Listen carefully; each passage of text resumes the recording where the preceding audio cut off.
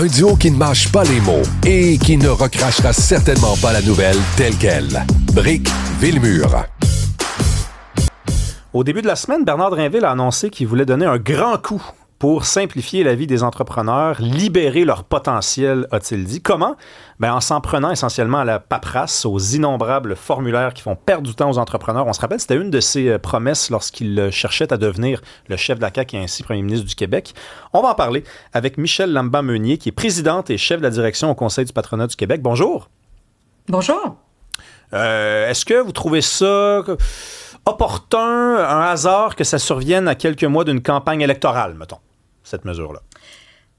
C'est certain que le gouvernement veut pouvoir profiter là, des dernières semaines là, avant de se lancer dans la campagne pour faire différentes annonces qui sont des annonces, dans ce cas-ci, qui étaient demandées par le milieu des affaires. Donc, ça fait quand même plusieurs années qu'on demande aux différents gouvernements qui ont été en place de réduire le fardeau réglementaire puis de réduire le fardeau administratif, la paperasse, la bureaucratie. Et donc, c'est un pas dans la bonne direction, ce qui a été annoncé cette semaine. OK. Mais on veut savoir exactement là, qu'est-ce que ça veut dire. Moi, j'ai l'impression que, quand on dit « Ah, il y a trop de bureaucratie, trop d'administration, tout ça », on entend ça depuis des années. C'est tout le temps la même affaire. Mais concrètement, c'est quoi le poids sur les entreprises? Là? Avez-vous des exemples concrets? Absolument. Puis le poids, d'abord, ce qu'il faut se dire, là, c'est que c'est du temps et c'est de l'argent. Donc, le coût, le temps qui est passé à devoir compléter des formulaires, faire de la reddition de comptes, traverser les dédales administratives et réglementaires, c'est inouï. Donc, littéralement, les entreprises, ce qu'elles nous disent, c'est on étouffe. Surtout pour des PME ou des plus petites entreprises. Concrètement, je vous donne un exemple. Nous, quand on fait nos impôts, on doit faire nos impôts au niveau du gouvernement provincial, puis on déclare aussi au niveau du gouvernement fédéral. C'est un petit peu un fardeau pour le citoyen ou les citoyens que nous sommes de devoir le faire à 2 reprises. Pour des entrepreneurs en construction, c'est quatre niveaux de formulaires qu'ils doivent remettre avec les mêmes informations, que ce soit à la CNESST, à la CCQ, à la RBQ, puis à Revenu Québec. Donc ça, c'est juste un exemple concret. Un autre exemple, c'est par rapport à l'OQLF, donc à l'Office québécois de la langue française. On est tous, évidemment, là, on veut pouvoir protéger la langue française, mais si on se rappelle du fameux scandale du Go Abs Go sur les autobus, je ne sais pas si vous vous en rappelez. Bien sûr. Bon, la STM a pu annoncer le retour du slogan Go Abs Go sur certains autobus après que l'utilisation de cette expression ait été autorisée par l'OQLF. Après ça, par contre, ce changement-là devait être effectué manuellement et de manière individuelle sur chacun des autobus pendant les périodes d'entretien. Donc, c'est un autre exemple de temps qui est perdu, puis de dédale, finalement, là, c'est de la lourdeur administrative dans ce cas-ci.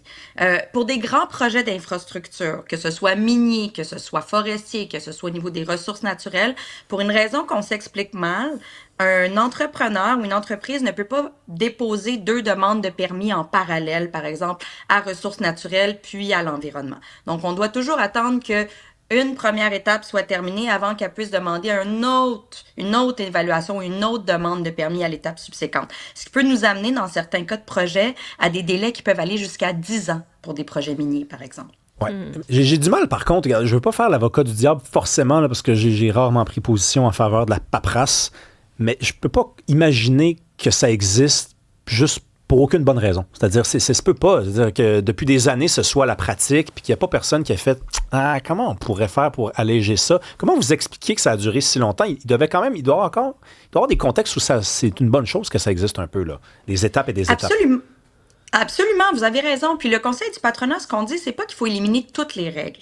C'est qu'il faut optimiser l'utilisation de certaines règles. Donc, une réglementation qui est efficace, c'est une réglementation qui va protéger le public, mais sans détourner inutilement des entrepreneurs ou des employeurs de leur véritable travail, qui est en lien avec l'investissement, en lien avec l'embauche de travailleurs, en lien avec l'innovation, par exemple. Donc, c'est de trouver le juste milieu. Puis, une bonne réglementation va être en mesure de s'ajuster au contexte qui évolue. Par exemple, on parle de plus en plus de risques psychosociaux dans les milieux de travail, mais c'est venu cette année avec de la nouvelle réglementation en lien avec les risques psychosociaux. Là, on parle de l'intégration de nouvelles technologies, de l'intelligence artificielle. Il pourrait y avoir éventuellement, peut-être qu'on va voir apparaître des nouvelles réglementations, un nouveau fardeau réglementaire en lien ou administratif en lien avec ça.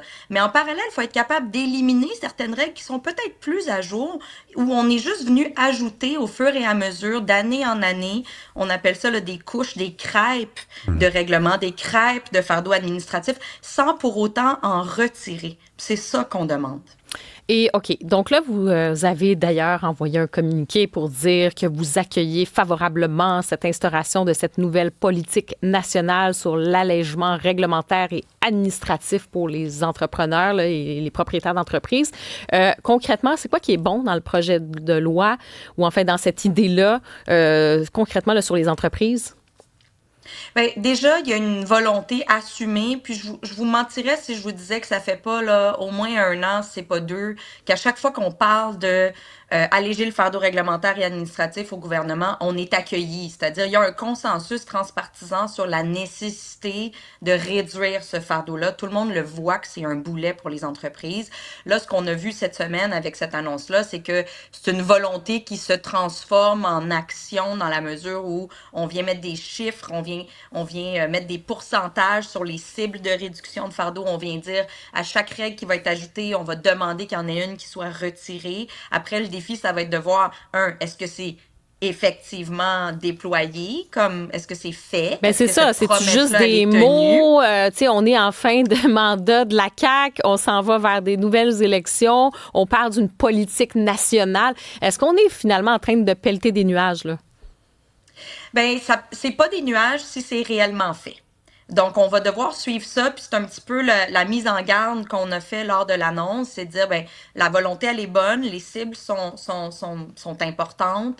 Après, on va être attentif, on va surveiller ça, parce que ça fait plusieurs fois là, qu'on se fait envoyer le signal que le gouvernement va travailler là-dessus, et le gouvernement travaille là-dessus. Mais concrètement, il va falloir qu'on soit capable de mesurer dans 1 an, dans 2 ans, est-ce qu'on a vraiment des économies de coûts? Est-ce qu'on a vraiment des économies de temps? Puis ça, c'est les entreprises, les entrepreneurs qui vont être capables d'y répondre. Moi, j'ai peur. J'ai un mauvais pressentiment parce que dans la sortie de Bernard Dréville, on dit qu'on veut créer un registre public et unique des formulaires. Donc, ça, c'est-tu comme Santé Québec, ça, là? Un registre avec des nouveaux fonctionnaires, des nouvelles jobs, du nouveau monde. Oh là là, on verra. Hey, je veux vous parler, Mme Meunier, aussi de l'augmentation de 46 %. On a des chiffres là, depuis l'arrivée de la CAQ au pouvoir. C'est 46 % de plus depuis 2018, donc de subventions aux entreprises, 8,5 milliards seulement en 2024. Je sais qu'on parle beaucoup de Nordvolt, de Lion Électrique, de ces grandes entreprises-là, mais il y a aussi là-dedans de l'argent qui a été subventionné à des petites entreprises ou à des moins grosses entreprises que les 2 que je viens de vous nommer là. Qu'est-ce que ça dit, ça, de l'entrepreneuriat au Québec? Je me dis des fois, moi, est-ce possible de partir une entreprise sans subvention aujourd'hui? C'est une bonne question.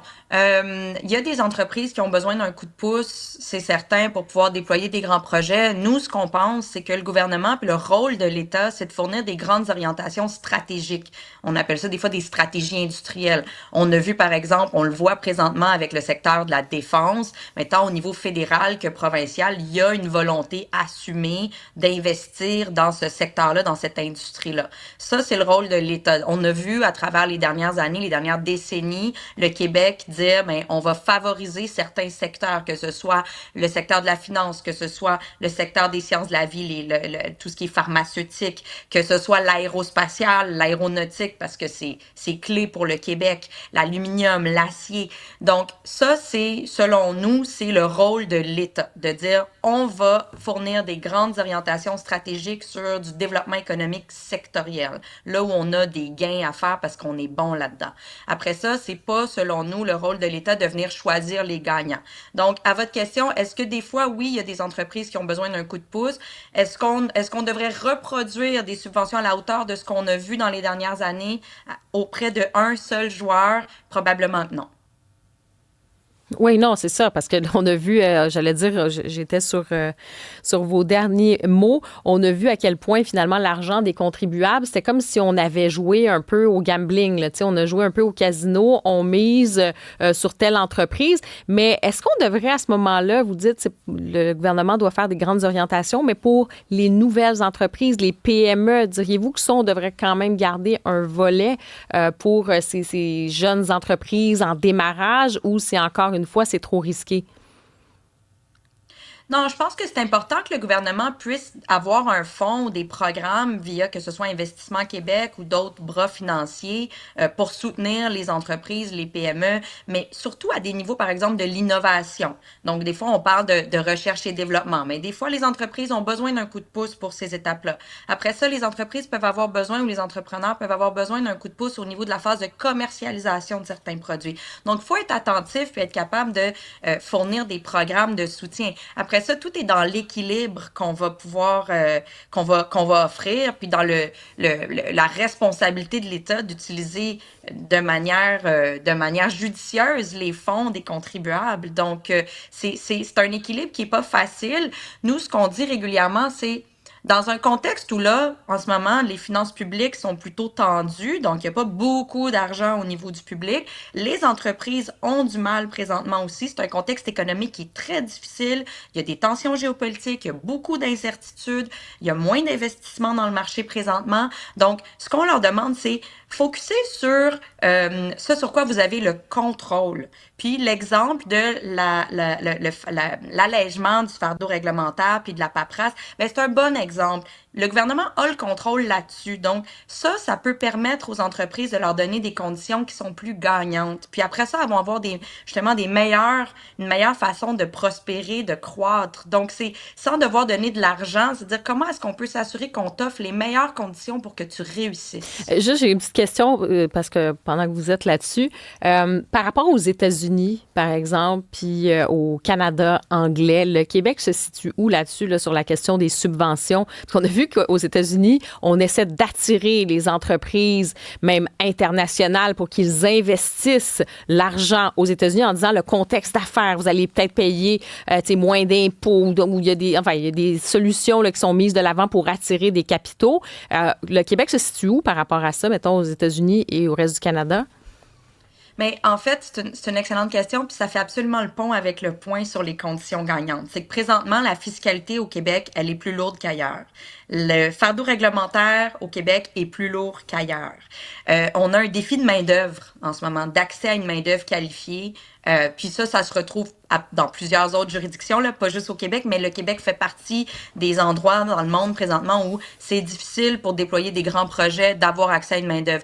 Donc, je reviens à, c'est pas tant de donner de la subvention, la réponse. C'est d'offrir des conditions gagnantes. Une fiscalité qui est plus légère, une réglementation qui est plus légère, un fardeau administratif qui est plus léger, une main-d'œuvre qui est qualifiée. Puis ça devrait être à la limite suffisant pour attirer des investissements.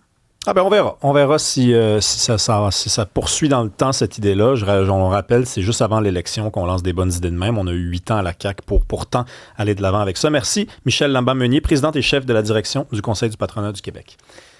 Merci. Carrément, la question se pose vraiment à savoir, parce que les grandes entreprises, je pense qu'on a compris le message, il n'y a aucun parti politique dans sa plateforme en devenir là, et dans les grandes lignes de conduite qu'on a lancées qui s'engagent à continuer le financement des entreprises comme Nordvolt. C'était quand même fou là, quand on y pense. C'était fou, mais ça pose quand même la question de savoir si une PME, un entrepreneur, une entrepreneuse au Québec qui se part, là, qui a cette idée-là, doit forcément attendre après des subventions. C'est pas partout pareil dans le monde et j'ai l'impression que ça crée une culture de l'attente de la subvention. C'est-à-dire, j'ai une idée, j'ai ça en moi, il y a sûrement une subvention quelque part qui peut m'aider, mais ça fait des dommages, ça, probablement, dans notre rapport au risque, notre rapport aux difficultés.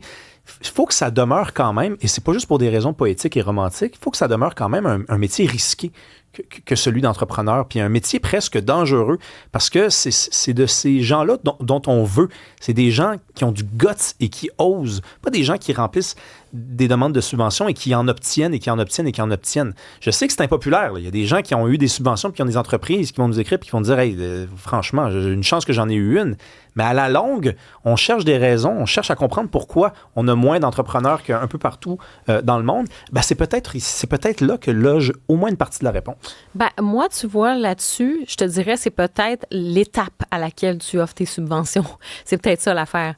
Peut-être qu'avant d'offrir des subventions, tu devrais déjà t'assurer que l'entreprise, tu sais, il y a quelque chose de sérieux. Et là, est-ce que c'est pour un plan d'expansion? Il manque un peu de ressources là, pour passer à l'autre étape et ils sont bloqués dans ça. Donc ça, c'est pas la même chose que dire, bon, finalement, c'est un peu jouer à la roulette russe. Ah ben oui, on veut une demande de subvention, puis tu sais, quelqu'un qui pense à son affaire, une patente à gosse dans son sous-sol, j'exagère un petit peu, là, mais tu vois le genre. Puis là, ah ben oui, je vais aller me chercher une subvention. Je trouve qu'il y a peut-être une nuance là-dessus si on veut créer de la richesse. Cela dit, on pourrait déjà faire le ménage. Tu sais, des entreprises qui ont eu peut-être des subventions dans le passé, qui sont super rentables, qui font beaucoup d'argent, puis qui continuent d'avoir des subventions. Moi, j'ai un malaise avec ça.